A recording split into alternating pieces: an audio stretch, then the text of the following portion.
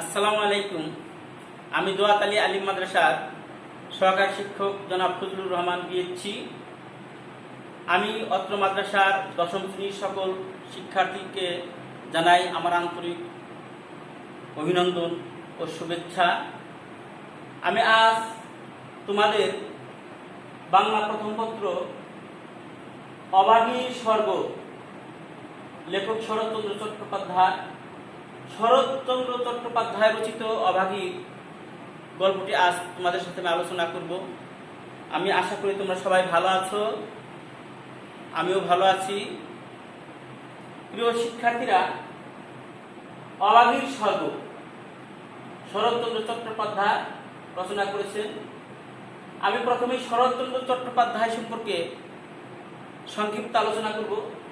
শরৎচন্দ্র চট্টোপাধ্যায় ভারতের পশ্চিমবঙ্গ রাজ্যের হুগলি জেলার দেবনাথপুর গ্রামে তিনি জন্মগ্রহণ করেন।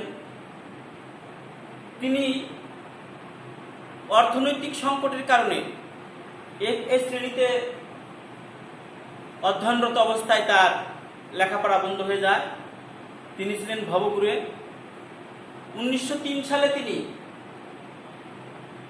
বার্মা, বর্তমানে মায়ানমার যাকে বলি আমরা, এই মায়ানমারে তিনি ভাগ্য অন্বেষণে গিয়েছিলেন। সেখানে র্যাঙ্গুনে অ্যাকাউন্টেন্ট জেনারেলের অফিসে তিনি কেরানি পদে চাকরি করেছিলেন। এরপরে আবার তিনি দেশে ফিরে এসে তিনি রাজনীতি যোগ দিলেন। আবার রাজনীতিকে ফিরে আসে তিনি 1916 সালে কলিকাতা ফিরে আসেন এবং নিয়মিত সাহিত্য সাধনা করতে লাগলেন। 1920 সালে তিনি কলকাতা বিশ্ববিদ্যালয় থেকে জগত্তারিণী পদক লাভ করেন এবং 1920 সালে তিনি কলকাতা বিশ্ববিদ্যালয় থেকে জগত্তারিণী ডিগ্রি লাভ করলেন। 1936 সালে তিনি ঢাকা বিশ্ববিদ্যালয় থেকে ডিলিট উপাধি লাভ করেন। বাংলা সাহিত্যে শরৎচন্দ্র চট্টোপাধ্যায়ের ছিল দুর্লভ পরিচিতি। তিনি ও তার লেখনের মাধ্যমে বাংলা সাহিত্যকে সমৃদ্ধ করে তুলেছেন। তো শরৎচন্দ্র চট্টোপাধ্যায় 15 সেপ্টেম্বর 1876 সালে তিনি জন্মগ্রহণ করেন এবং 16 জানুয়ারি তিনি 1938 সালে তিনি মৃত্যুবরণ করেন। আমি আবার বলছি, বাংলা জন্ম আর ইংরেজি জন্মসাল লেখক শরৎচন্দ্র চট্টোপাধ্যায়ের জন্ম 15 সেপ্টেম্বর 1876 এবং মৃত্যু 16 জানুয়ারি 1938। প্রিয় শিক্ষার্থীরা, তোমরা শরৎচন্দ্র চট্টোপাধ্যায়ের এই জন্ম মৃত্যু সালটা তোমরা মনে রাখবে, কারণ এখানে তোমাদের অবজেক্টিভ হতে পারে।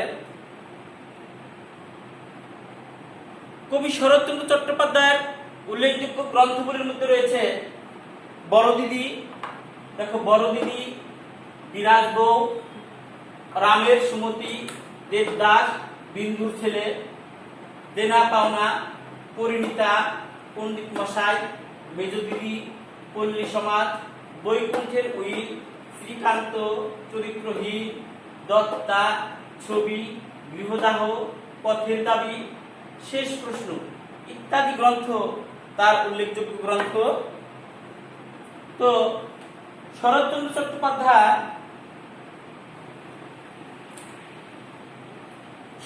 চট্টোপাধ্যায় যে গল্পটি আমরা আলোচনা করব শরৎচন্দ্র চট্টোপাধ্যায়, সেটি হচ্ছে অভাগীর স্বর্গ। আমি এখন আজকের আলোচনার মূল পর্বে আমি চলে যাচ্ছি। অভাগী ছোটবেলায় মা মারা যায়। সংসারের এক দুর্দশা নেমে আসে। বিরূপ পরিবেশে অতি কষ্টের শিকার হয়ে তার বাবা তার নাম রাখে অভাগী। অভাগীর ভাগ্যটা যেন বিধাতাও তার খাতায় তার নামের সাথে মিল করে লিখে দিয়েছিলেন। এই অভাগী শরৎচন্দ্র চট্টোপাধ্যায় রচিত এই অভাগী সারা জীবনে সে কি করছে, কষ্টের সাথে পাঞ্জা লড়েছে, দুঃখের সাথে সে পাঞ্জা লড়েছে। এভাবে তার মৃত্যু, এভাবেই তার জীবনটা শেষ হয়েছে। তো আমি গল্পটা শুরু করছি।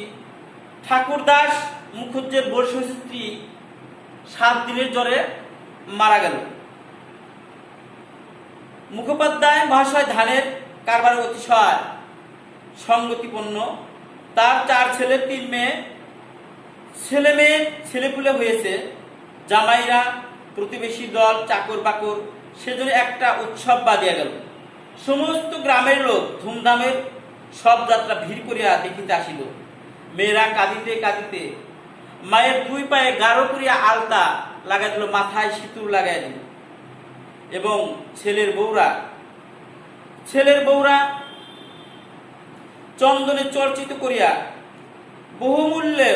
বহুমূল্য বস্ত্র শাশুড়ির দেহে আচ্ছাদিত করিয়া দিয়া আঁচল দিয়া তাহার শেষ পদধূলি মুছাইয়া লইল। অর্থাৎ এই যে 50 বছর বয়সী বর্ষী নারী, বৃদ্ধ নারী, ইনি মৃত্যুর পর তার সব দেহটাকে যখন শ্মশানে নিয়ে যায়, এত ধুমধাম, এত আড়ম্বরপূর্ণভাবে তাকে সাজিয়েছিল, এত ধুমধামের সাথে আনন্দ ঘন পরিবেশে তারা এই সব দেহটা নিয়ে যাচ্ছিল, যে মনে হচ্ছিল ও বাড়িতে ওই বৈশিষ্ট্য নারীকে আবার পুনরায় বিবাহ দেওয়া হচ্ছে। একটা বিবাহ অনুষ্ঠানে যেমন ধুমধাম লেগে যায়, ঠিক সেই রকম একটা ধুমধাম এই মুখুজ্জ পরিবারের মধ্যে লেগে গেছিল। তো যখন এই সব যাত্রাটা চলছিল, তখন অভাগী দূর থেকে তাকিয়ে এই সব যাত্রার সাথে সংসার করতে চেয়েছিল। আবার সে ভাবলো যে না, অভাগী ছিল ধুলে পরিবারের মেয়ে, যে আমরা নিচু জাতের মানুষ, আমাদের মিশা ওখানে সমীচীন হবে না, তারা হয়তো অনেকেই মেনে নেবে না। এই ভেবে তিনি একটু পিছু রইলেন। অভাগী কিছু বেগুন তুলেছিলেন, হাটে যাওয়ার উদ্দেশ্যে তিনি রওনা দিয়েছিলেন। তো প্রতিমধ্যে যখন এই সব যাত্রা দেখলেন, তখন এই সব দাহ অবলোকন করার জন্যে তিনি একটু উঁচু টিভির মধ্যে দাঁড়িয়ে গেলেন। তার বেগুন নিয়ে আর হাটে যাওয়া হলো না। এই অভাগী তার হৃদয়ের চক্ষু দিয়ে সে কল্পনায় অবগাহন করে সে দেখতে পারল যে সব দেহ যখন পোড়ানো হচ্ছে, তখন সেই ধোঁয়ার শীর্ষে একটি রথের মধ্যে কে যেন বসে আছে, মাথায় সিঁদুর, পায়ে গাঢ় আলতা, এবং রথের চূড়ায় লতা পাতা দিয়ে জড়ানো, যেন সে স্বর্গে চলে যাচ্ছে। তখন অভাগী দাঁড়িয়ে দাঁড়িয়ে এই দৃশ্য দেখে আফসোসে কাঁদতেছিল, আমি যদি আমার ছেলের হাতের আগুন পেতাম, আমাকেও যদি এরকম সাজিয়ে দিত, তাহলে আমিও এই মুখুজ্জের স্ত্রীর মতো আমিও স্বর্গবাসী হতে পারতাম। সেই বাসনায় কাঁদতেছিল। তো কোথেকে জানি হঠাৎ করে 14-15 বছরের ছেলে কাঙালি এসে তার মাকে ধরলো, মা ভাত রাত দিনে ক্ষুধা পেয়েছে। তখন ও অভাগী তার ছেলের দিকে সে ভ্রুক্ষেপ করেনি, তার খেয়াল করেনি, সে এই সব দাহ দেখছে। সে বলতেছিল, দেখ দেখ দেখ বাবা, ওই ধোয়ার মাথায় রথে চড়ে মুখুজ্জের স্ত্রী স্বর্গে চলে যাচ্ছে।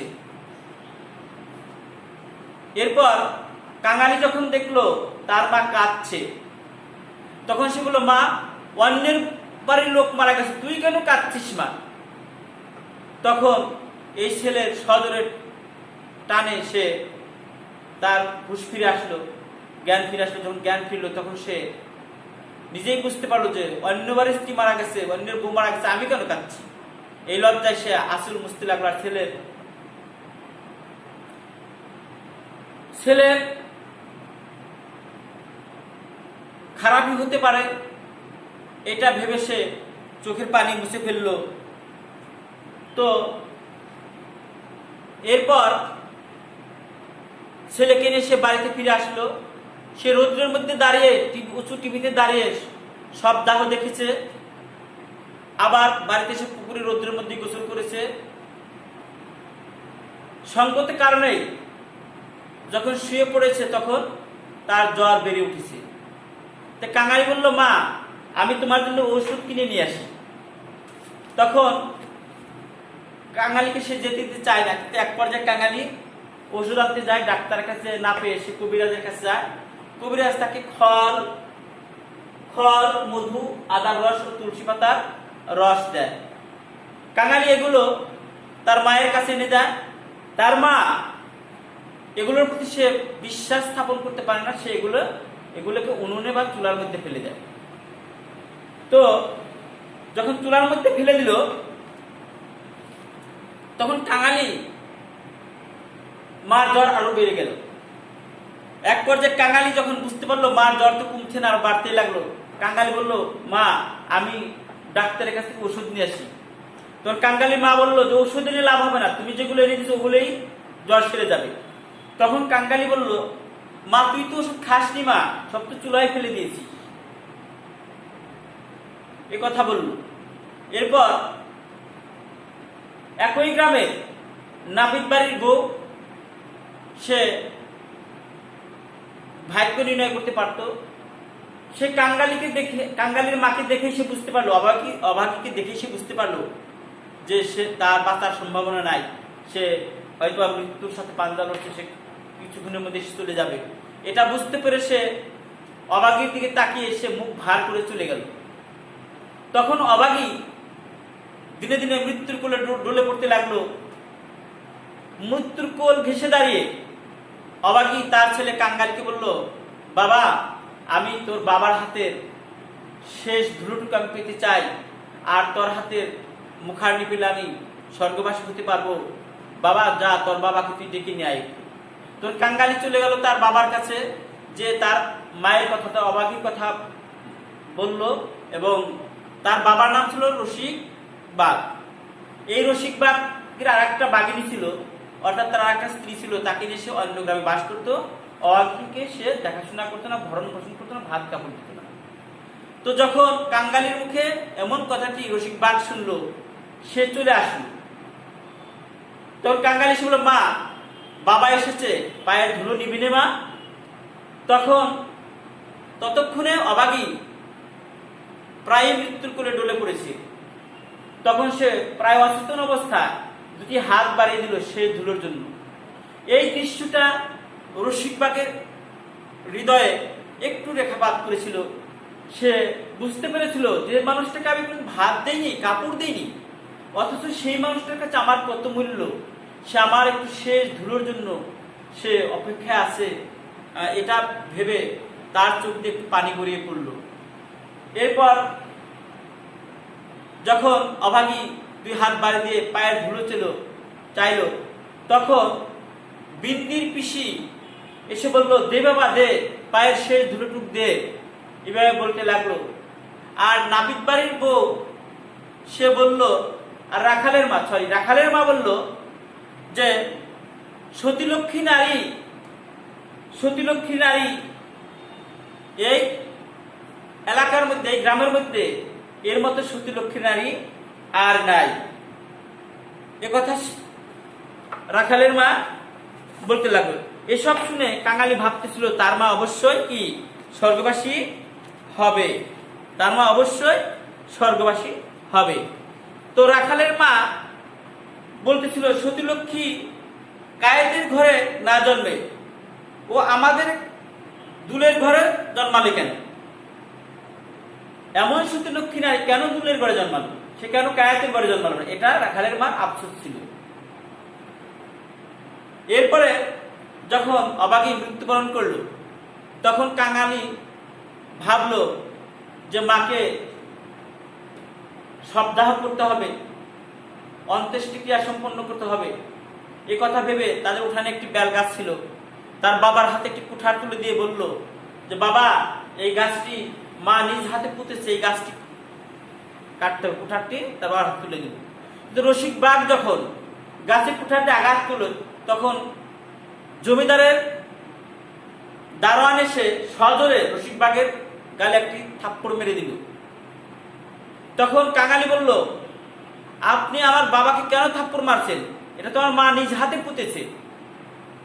এ কথা শুনে দারোয়ান কাঙালির দিকে এগিয়ে আসলো তাকে মার দেওয়ার জন্য, কিন্তু কাঙালি তার মৃত মাকে ছুঁয়েছিল বলে সে রক্ষা পেল এবং কাঙালিকে সে এই দারুণ অকথ্য ভাষায় গালিগালাজ করতে লাগলো। এক পর্যায়ে কাঙালি যখন বুঝতে পারলো এর সাথে কথা বলে লাভ হবে না, সে তখন দৌড়ে চলে গেল জমিদার বাড়িতে অধর রায়ের কাছে। অধর রায়ের কাছে যখন বলল, বিষয়টা খুলে বলল, দারোয়ানের আচরণটা খুলে বলল, তখন অধর রায় এর কাছে যখন এই বেলগাছটার জন্য আবেদন করে, তখন অধর রায় বলে 5টা টাকা লাগবে, 5 টাকা দিতে পারবি? এ কথা বলেছিল, 5 টাকা দিতে পারবি? 5টি টাকা লাগবে এটা নিতে। তখন কাঙালি যখন অপারগতা স্বীকার করেছিল, তখন এই গোমস্তা বলেছিল যে তোরা কে আসিস, দেখ তোদের খাজনা বাকি আছে কিনা, খাজনা বাকি থাকলে জাল টাল যা কিছু পাস কেড়ে নিয়ে আসবি। এমন খারাপ আচরণ করেছিল।